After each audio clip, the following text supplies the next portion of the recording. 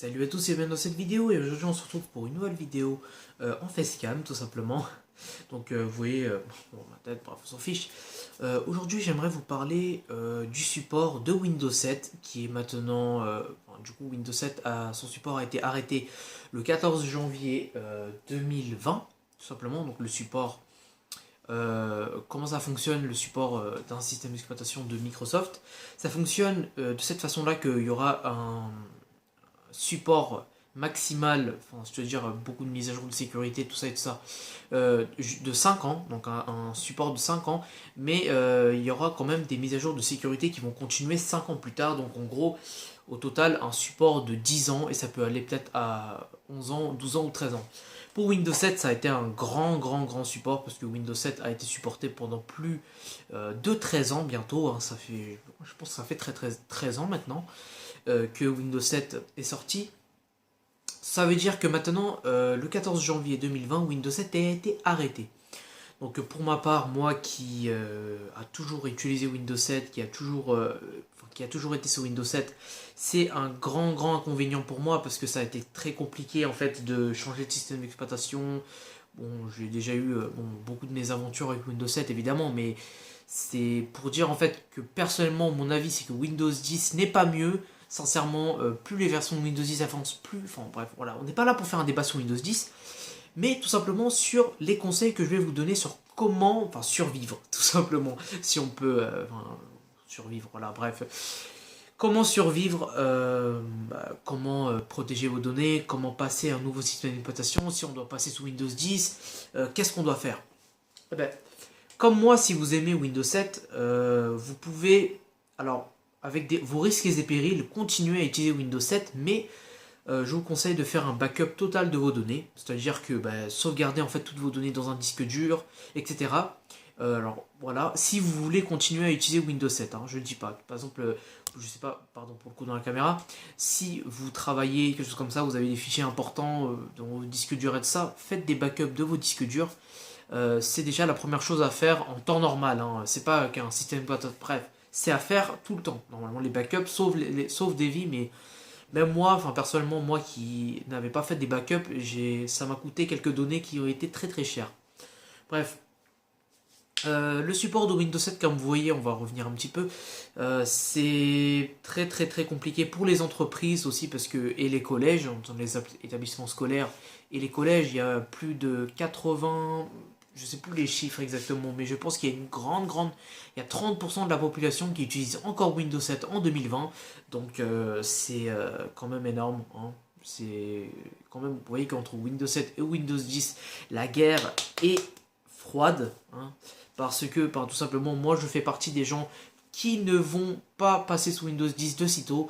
Malgré tout, j'ai déjà un ordinateur sous Windows 10, c'est le Asus ROG G750, je sais plus son nom, hein, G751 VT, c'est vraiment de tête, hein, qui a été sous Windows 10 et qui est tout simplement impossible, hein, à downgrade. Il faut savoir que déjà, les constructeurs de PC ont fait en sorte de vous mettre des bâtons dans les roues pour installer vos systèmes d'exploitation. Voilà, bref. Donc, maintenant, comment faire? Alors, Windows 7, en fait, le problème, c'est qu'il va devenir très vulnérable. Comme vous le voyez, j'ai un PC, alors je vais vous montrer vite fait.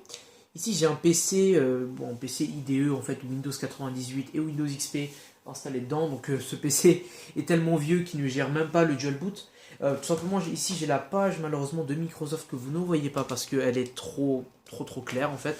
J'ai la page de Microsoft qui m'indique, en fait, les supports de Windows, des différents Windows. Par exemple, le fin du support standard de Windows 7 a été arrêté le 13 janvier 2015, donc tout simplement, en plus le jour de mon anniversaire, le 13 janvier 2015 donc, et le 9 janvier 2018, c'est la fin de Windows 8.1, le support standard. Donc déjà, je suis en train d'utiliser un système d'exploitation avec le support étendu. C'est-à-dire que personnellement, comme la première solution que vous allez faire en fait pour garder cet esprit Windows 7, c'est d'acheter une licence ou alors KMS Auto. Bref, voilà.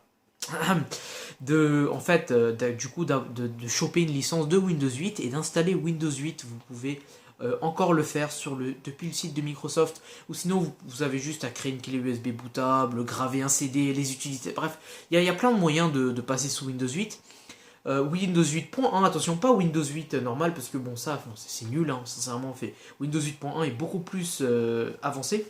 Donc, mettez-vous à jour sous Windows 8, et là, vous pouvez tout simplement vous sentir tranquille, parce que c'est comme si vous étiez sous Windows 7, à part le gros menu démarrer et les paramètres à la con qui vont un peu vous gêner. Vous avez juste à installer Classic Shell, je vous mettrai le lien dans la description, avec évidemment tous les liens Windows, enfin le site de Microsoft, les ISO de Windows gratuitement que vous pouvez avoir, bref, tout ça. Euh, pour installer, pour mettre à jour votre système d'exploitation, évidemment vous pouvez faire ça sans supprimer vos données, hein, voilà, tout simplement vos données resteront dans votre PC.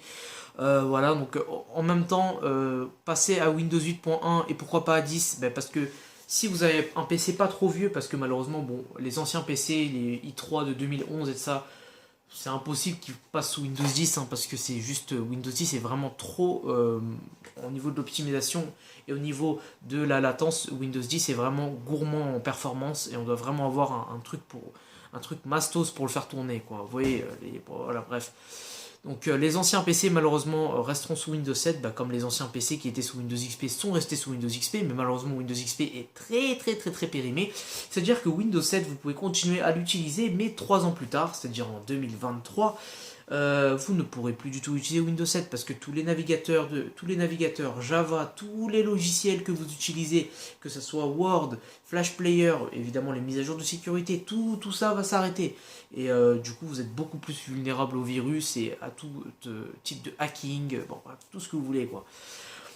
C'est pour ça, malheureusement, Microsoft n'arrive pas, enfin Microsoft ne peut tout simplement pas continuer le support. Personnellement, je savais bien que ça allait arriver. Donc, bah, une fois que vous êtes passé sous Windows 8, bah, voilà, vous pouvez avoir l'esprit tranquille parce que vous pouvez bah, désormais travailler en paix, avoir Windows 8 est compatible encore avec beaucoup de programmes, tous les programmes fonctionnent, etc. Bah, le PC que je vous avais montré, là, la carte mère Asus, je sais pas c'est laquelle en fait, bref, mon PC, le Cooler Master que je vous avais montré la dernière fois, bah, sur ce PC là j'ai installé Windows 8.1 tout simplement et j'utilise voilà, Windows 8.1 comme si j'avais Windows 7 encore. Malheureusement, une fois que vous avez installé Windows 8.1 et qu'en 2023 Windows 8.1 donc va s'arrêter, voilà, donc bon, je viens de recevoir une erreur, bon, je sais pas si vous voyez une erreur qui me dit que mon système n'est plus mis à jour malheureusement. Excusez-moi pour cette vidéo un peu bordélique. Donc le 10 janvier 2023, Windows 8.1, le support étendu va s'arrêter. Que faire après? Eh ben, la deuxième solution, que si vous voulez simplement, si vous avez trop peur, même vous voulez pas passer sous Windows 10 ni Windows 8.1, vous pouvez opter pour Linux Ubuntu ou plein de systèmes d'exploitation de Linux. Alors qu'est-ce que c'est Linux? Bon, pour ceux qui ne savent pas, Linux c'est un système d'exploitation libre et tout simplement libre de droit en fait. Linux et ce n'est pas qu'un seul système d'exploitation, c'est évidemment une grande panoplie de systèmes d'exploitation libres à utilisation universelle, enfin, c'est-à-dire que vous pouvez utiliser ça pour faire des serveurs, pour faire des caisses de supermarché, pour faire, je sais pas moi, un ordinateur, pour faire de la bureautique en premier, la programmation, surtout beaucoup de développeurs et programmeurs utilisent Linux. Voilà, donc le système d'exploitation avec lequel vous pouvez faire de la bureautique, c'est bien sûr Linux Ubuntu. Donc la dernière version, il me semble que c'est Linux Ubuntu 20, il me semble, je suis pas sûr. Voilà, bon, pour les anciennes petites configurations, vous pouvez toujours prendre Linux 16, Ubuntu 16, ou Ubuntu 17, mais moi personnellement j'ai toujours pris Ubuntu 16, qui est, en fait la config minimale peut tourner par exemple sur un i3, sur tous vos anciens PC. Peuvent tourner sur Linux, même les très vieux PC sous Windows XP peuvent tourner sur Linux. C'est pour ça que opter pour Linux n'est pas forcément une mauvaise solution parce que vous pouvez, bon, avec un petit peu de difficulté parce que Linux est un peu dur à prendre en main au début, mais vous pouvez installer du coup tous vos logiciels, vos jeux et tout ça. Vous pouvez même jouer à des jeux vidéo sur Linux Ubuntu. ça serait ça la solution pour passer en fait outre que Windows. Si jamais vous en avez marre de Windows, vous trouvez que Windows 10 est vraiment trop confus.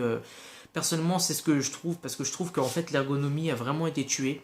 Ce que je voulais en fait pour Windows 10, ce n'est pas de rester avec des vieilles interfaces toute ma vie. Personnellement, ça ne me dérangerait pas, mais ce n'est pas mon but.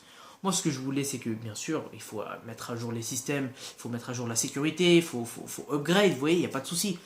Mais pas de là à tellement changer l'interface qu'on tue l'ergonomie. Parce que déjà, les gens, quand ils sont passés de Windows XP à Windows 7, bref, on s'éloigne un peu du sujet, bah, ils ont galéré à s'habituer un peu à l'interface. Vous voyez, donc tous les gens qui passent sous Windows 10, déjà, moi, le premier qui était en 2016, quand je suis passé sur Windows 10, j'ai vraiment été déçu, quoi. Bref, voilà. Donc, pour résumer, le support de Windows 7 est terminé, donc si vous voulez continuer à utiliser Windows 7 à vos risques et périls, mais vous pouvez continuer à utiliser Windows 7 pour regarder, bah, je sais pas, des vidéos sur YouTube, ou vous pouvez encore continuer à utiliser Windows 7 pendant à peu près 1 ou 2 ans, il me semble, et puis après, ça deviendra obsolète, tous les navigateurs, tous les logiciels deviendront obsolètes.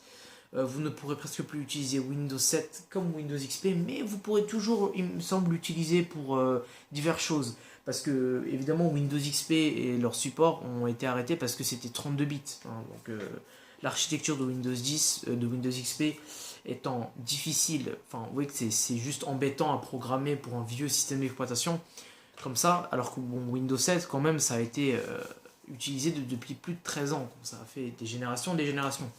Donc vous pourrez toujours continuer à utiliser Windows 7 si jamais vous voulez upgrade votre système d'exploitation vers un système d'exploitation encore supporté.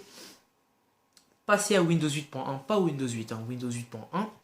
Et si vous voulez tout simplement changer d'air, hein, passez à Linux Ubuntu ou à plein d'autres Linux. Hein, si jamais vous avez un petit portable, un petit PC portable, utilisez Linux Mint, utilisez, je sais pas moi, Lubuntu, Xubuntu, bref, vous avez plein d'alternatives pour Linux Ubuntu tout simplement, et vous avez aussi plein d'autres choix. En fait, vous avez tellement... En fait, il faut comprendre que Linux est tellement open source, c'est-à-dire que c'est un système d'exploitation libre fait pour tout type d'appareil. C'est-à-dire que si vous avez un PC des années 80, 90, vous avez même un système d'exploitation qui peut tourner sur une disquette, quoi.